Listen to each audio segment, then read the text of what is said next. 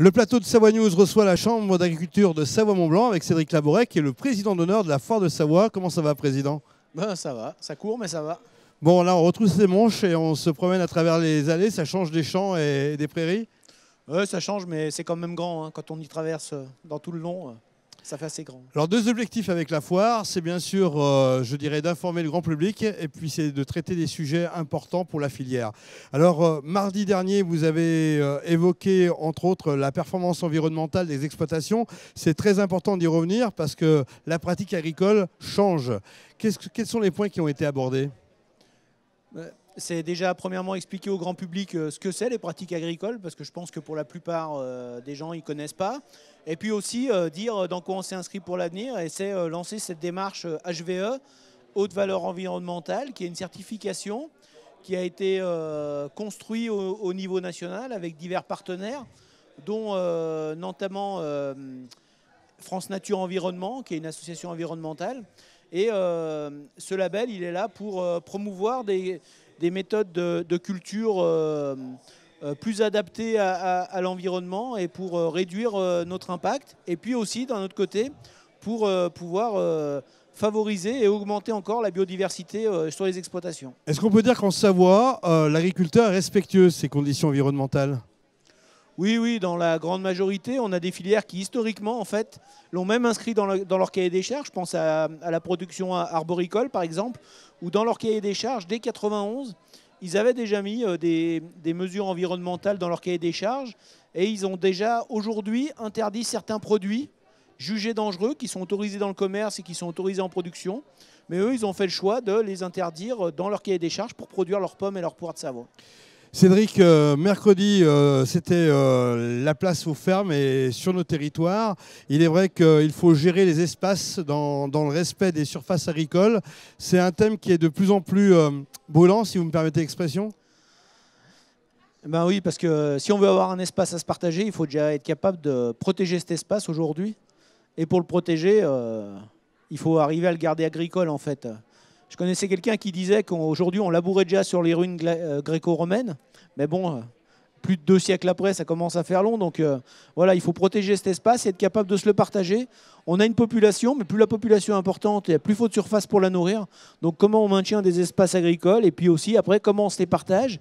Et puis aussi, comment on fait en sorte que ces espaces, qui sont aussi des espaces de détente pour tout le monde, on se rappelle bien qu'il y a de la production dessus et que quand on va se promener, quand on va s'y divertir, eh ben derrière, il faut faire attention à ce qu'on y fait et respecter ceux qui travaillent sur ces lieux. J'ai l'impression qu'il faut aller vite et il ne faut pas se tromper dans ce grand virage. Ouais, c'est-à-dire, oui, il faut aller vite parce que tout espace perdu, il est perdu définitivement. Donc, il n'y a pas vraiment de retour en arrière. Donc, voilà, il faut vraiment faire attention à ce qu'on fait, à comment on le fait. Voilà, le développement, est-ce que c'est une fin en soi ou est-ce qu'on dit qu'il y a d'autres façons de se développer qui ne sont pas forcément que de l'agrandissement, qui sont du développement. Et vers ces méthodes-là, est-ce qu'on y va? Quelles incitations on met aussi? C'est-à-dire, Heidi, enfin, la petite maison dans la prairie, c'est quelque chose, faut se dire que si on veut pouvoir avoir de l'agriculture, eh ben, chacun n'aura pas sa petite maison dans la prairie. Donc voilà, comment on crée des lieux aussi qui sont vivables et agréables pour tout le monde. Entre traditionnel et rationnel, et puis technologie aussi, finalement, il faut conjuguer les 3 combinaisons. Oui, c'est ça, on a de nouvelles façons de construire aussi, on a des nouvelles façons d'aménager. Donc il faut être capable de les mettre en œuvre sur nos territoires. Et puis nous, l'agriculture, comment on s'insère là-dedans et comment on est capable aussi de vivre avec l'ensemble de la population qui est sur ce territoire et comment on partage cet espace. Un autre rendez-vous en ce mercredi, c'est l'installation. 150 personnes, essentiellement des porteurs de projets agricoles, se sont réunis. De grosses interrogations, il faut avancer, on prépare déjà l'avenir. Eh oui, c'est une question primordiale chez nous. Aujourd'hui, on a 50% de nos chefs d'exploitation qui ont plus de 55 ans. Ça veut dire que dans les 10 ans qui arrivent, on a la moitié des exploitants à renouveler. Donc, comment on accompagne ces jeunes dans leurs projets et cette journée de l'installation, elle est là pour ça. Les jeunes y viennent, ils ont des spécialistes de leur domaine et ils peuvent leur poser les questions qu'ils veulent et puis confronter leur projet à la réalité. Et est-ce que mon projet il est viable? Est-ce qu'économiquement je vais pouvoir en vivre? Est-ce que humainement je vais aussi pouvoir en vivre? Parce qu'il y a ça aussi. Et du coup, ces journées, elles sont hyper importantes. Et avoir plus de 150 jeunes qui viennent et qui ont un projet d'installation, c'est quand même quelque chose d'hyper positif pour nous. Alors avec le confinement, un grand boom, le circuit court. Tout le monde a ce mot dans la bouche. Et a priori, ça a été efficace puisque les producteurs ont pu relever le défi économique de ce confinement qui a été extrêmement compliqué pour la filière. Qu'est-ce qu'on peut dire aujourd'hui? On continue le circuit court, on va pouvoir produire plus en local pour mieux consommer tout en gardant la qualité?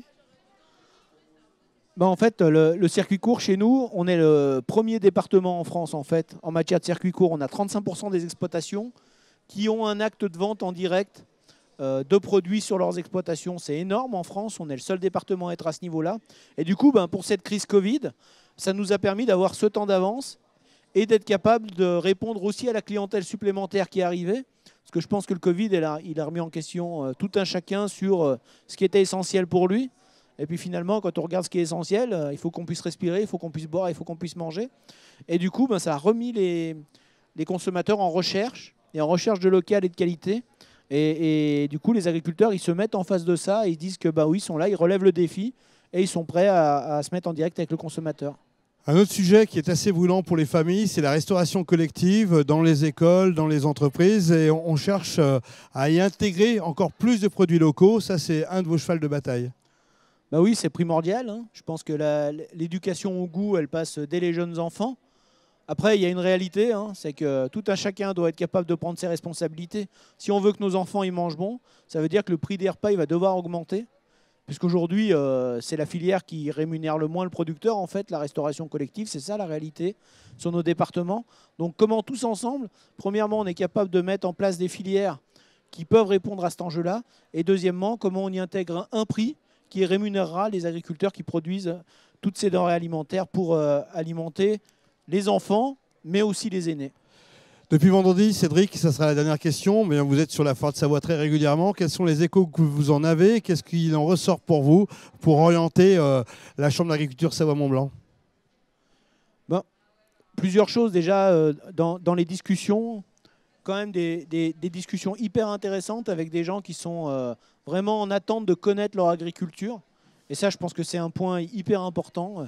Voilà, les personnes qui viennent sur la foire, elles ont envie de connaître, elles ont envie de savoir ce qu'on fait, elles ont des interrogations franches, elles nous le demandent, voilà, qu'est-ce que vous faites, quels produits vous servez, comment ça marche. Et puis, c'est quoi ces produits? Est-ce qu'ils sont bons pour moi? Est-ce qu'ils sont bons pour ma santé? Donc, il y a beaucoup d'interrogations, mais je pense qu'on a peur de ce qu'on ne connaît pas. Donc, l'important pour nous, à la foire, c'est de permettre aux gens de découvrir leur agriculture, qu'ils en soient fiers, parce que je pense qu'ils peuvent en être fiers. On a quand même des super produits, donc des super paysages qu'on entretient. Donc voilà, la foire, elle met en avant ça, et quand même des gens bienveillants. Souvent, des fois, on s'attarde un peu à ce qu'on peut voir, mais souvent, ceux qui parlent, c'est toujours ceux qui sont plutôt de mauvaise humeur et qui ne sont pas toujours les plus sympathiques. Mais en fait, la majorité des gens, ils sont contents de rencontrer leurs agriculteurs, de discuter avec, d'échanger avec eux et de comprendre ce qu'ils font. Merci Cédric d'être venu sur le plateau de Savoie News. À bientôt. Merci, à bientôt.